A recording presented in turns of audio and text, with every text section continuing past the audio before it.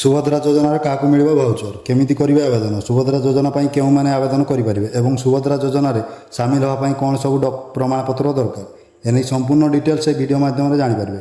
ତେବେ ଚାଲନ୍ତୁ ଭିଡ଼ିଓଟି ଷ୍ଟାର୍ଟ କରିବା। ତା ପୂର୍ବରୁ ଯଦି ଆପଣ ଆମ ଚ୍ୟାନେଲକୁ ନୂଆ କରି ଦେଖୁଛନ୍ତି ତାହେଲେ ଆମ ଚ୍ୟାନେଲକୁ ଏବେ ହିଁ ସବସ୍କ୍ରାଇବ୍ କରନ୍ତୁ ଏମିତି ଇନଫର୍ମେଟିଭ୍ ଭିଡ଼ିଓ ଦେଖିବା ପାଇଁ। ରାଜ୍ୟରେ ମୋହନ ସରକାର ଆରମ୍ଭ ହେବା ଦିନରୁ ନିର୍ବାଚନ ସମୟରେ ଦେଇଥିବା ବିଭିନ୍ନ ପ୍ରତିଶ୍ରୁତି ପୂରଣ ପାଇଁ ଉଦ୍ୟମ ଆରମ୍ଭ କରିଛନ୍ତି। ମୁଖ୍ୟମନ୍ତ୍ରୀ ପ୍ରଥମ ଦିନରେ 4ଟି ପ୍ରତିଶ୍ରୁତି ଉପରେ କ୍ୟାବିନେଟ୍ ମୋହର ମାରିବା ସହ ଶୀଘ୍ର ପୂରଣ ପାଇଁ ଘୋଷଣା କରିଛନ୍ତି।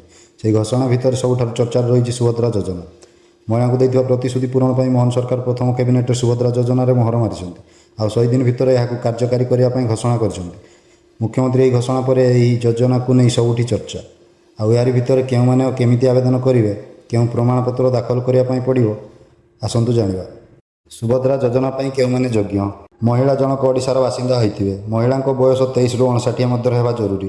କେବଳ ବିବାହିତା ମହିଳାମାନେ ଅନ୍ତର୍ଭୁକ୍ତ ହୋଇପାରିବେ। ଗୋଟିଏ ପରିବାରରୁ ଜଣକୁ ହିଁ ସୁଭଦ୍ରା ଭାଉଚର ମିଳିବ। ଆବେଦନକାରୀ କୌଣସି ସରକାରୀ ଚାକିରି କରିନଥିବେ। ଅବିବାହିତା ମହିଳା ହୋଇପାରିବେନି ସାମିଲ। ଅଙ୍ଗନବାଡ଼ି କର୍ମୀ ହୋଇପାରିବେନି ହିତାଧିକାରୀ। ଯୋଗ୍ୟ ହିତାଧିକାରୀ ହୋଇଥିଲେ ସରକାରଙ୍କ ପକ୍ଷରୁ ଦିଆଯାଇଥିବା ନିର୍ଦ୍ଧାରିତ ୱେବସାଇଟ୍ରେ ଆବେଦନ କରିବା ପାଇଁ ପଡ଼ିବ। ଆବେଦନକାରୀ ୱେବସାଇଟ୍କୁ ଯାଇ ନିଜର ତଥ୍ୟ ପୂରଣ କରି ଆବେଦନ କରିବେ। ତେବେ ସୁଭଦ୍ରା ଯୋଜନାରେ ସାମିଲ ହେବାକୁ କ'ଣ କ'ଣ ଡକୁମେଣ୍ଟ ଦରକାର?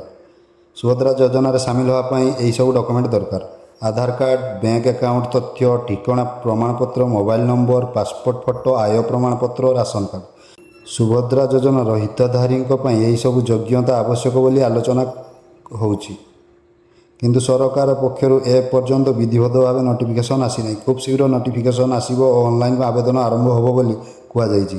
ଅନ୍ୟପଟେ ଗତକାଲି ଉପମୁଖ୍ୟମନ୍ତ୍ରୀ ତଥା ମହିଳା ଶିଶୁ ବିକାଶ ମନ୍ତ୍ରୀ ପ୍ରଭାତୀ ପରିଡ଼ା ବିଭାଗୀୟ ବୈଠକ ନେବାବେଳେ ସୁଭଦ୍ରା ଯୋଜନାକୁ ନେଇ ମଧ୍ୟ ଆଲୋଚନା କରିଛନ୍ତି ଏବଂ ସୁଭଦ୍ରା ଯୋଜନା ପାଇଁ ସ୍ୱତନ୍ତ୍ର ମାର୍ଗଦର୍ଶିକା ପ୍ରସ୍ତୁତ କରି 100 ଦିନ ଭିତରେ କାର୍ଯ୍ୟକାରୀ କରିବା ପାଇଁ ନିର୍ଦ୍ଦେଶ ଦେଇଛନ୍ତି।